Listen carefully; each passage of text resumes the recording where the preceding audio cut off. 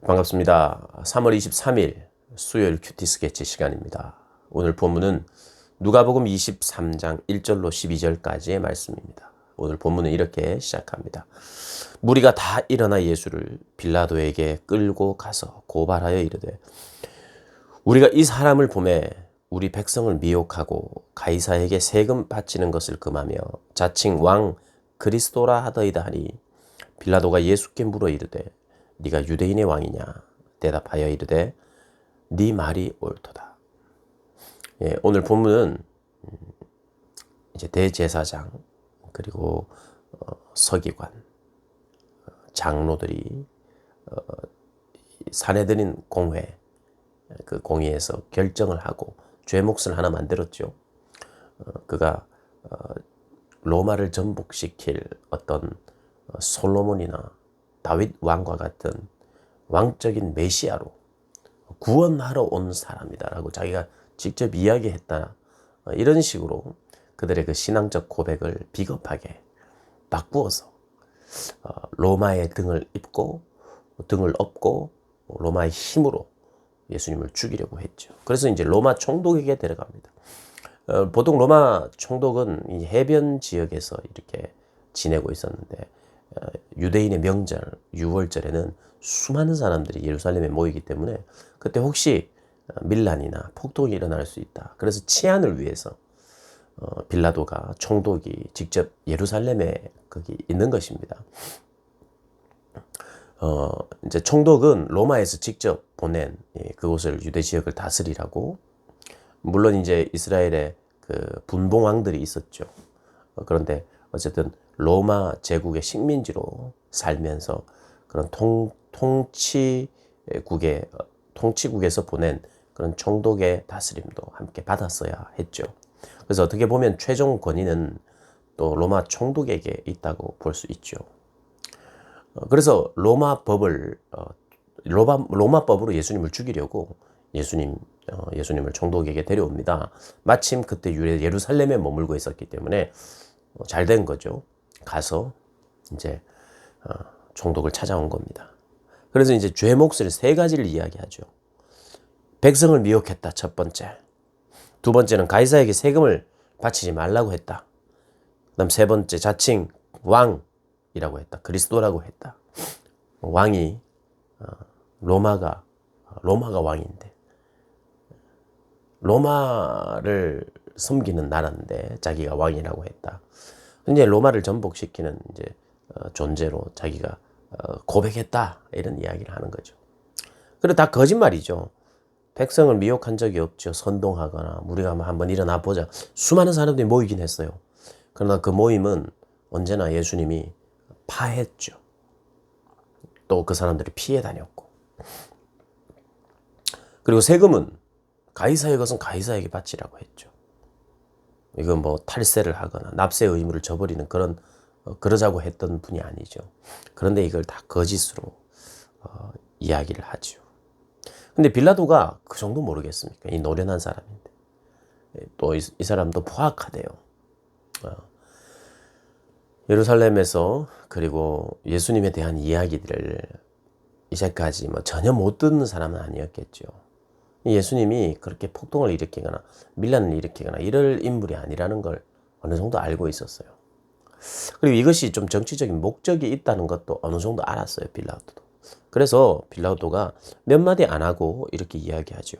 4절에 빌라도가 대제사장들과 무리에게 이르되 내가 보니 이 사람에게 죄가 없다, 이렇게 이야기를 합니다. 그런데 사람들이 막 더욱 일어나서 갈릴리에서부터 시작해서 여기까지 와서 백성을 소동하게 합니다.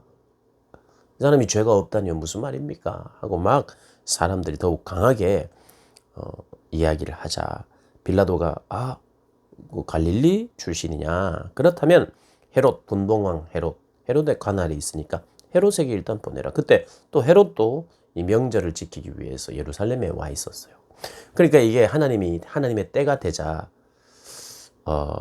이런 재판을 할 권리 또 권한이 있는 자들을 예루살렘으로 모으셨죠.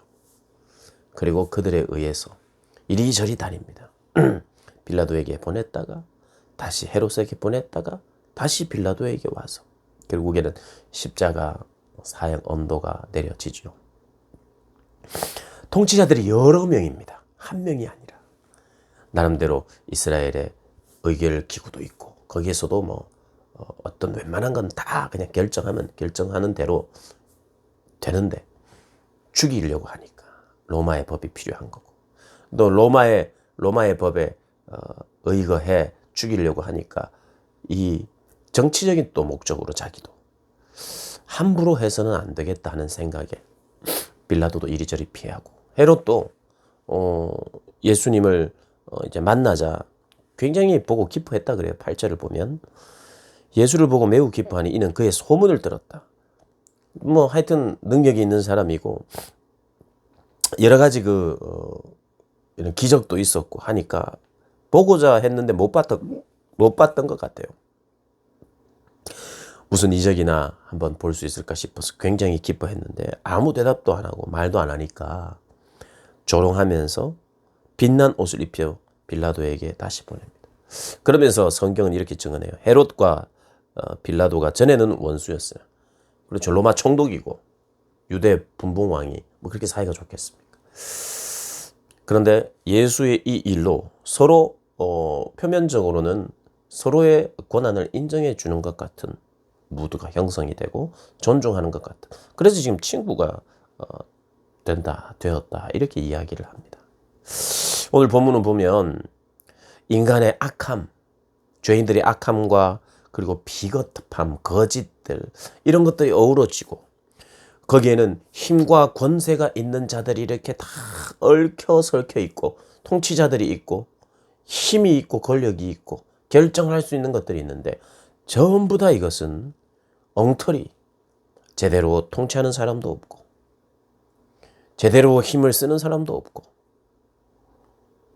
아무도 제대로 판결하지 못하는 이런 상황 속에 사실은 유일하게 제대로 판결할 수 있는 예수님은 자기 자신이 판결자가 되기보다는 우리의 죄를 대신 짊어갈 대속 제물로 지금 희생 제물로 오셨기 때문에 재판장이신 그분이 지금 말도 안 되는 재판과 그들의 말도 안 되는 판결과 거짓과 그런 것 속에서 이리저리 끌려다니지만 주님은 거기에 끌려다니기로 결정하셨기에 이렇게 오늘 이리저리 끌려다니고 계시죠.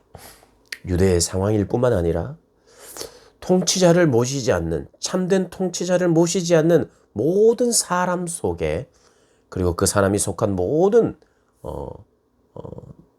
그런 행동, 반경 안에 이런 일들이 일어나고 있어요.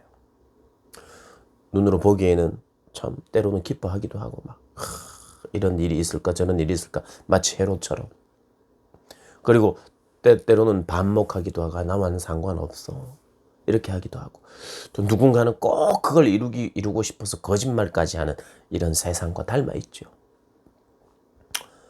근데 그 속에서 참된 통치자가 그것을 발휘하지 아니하면 이런 혼란이 일어난다는 것을 우리가 말씀을 통해서 배우게 됩니다.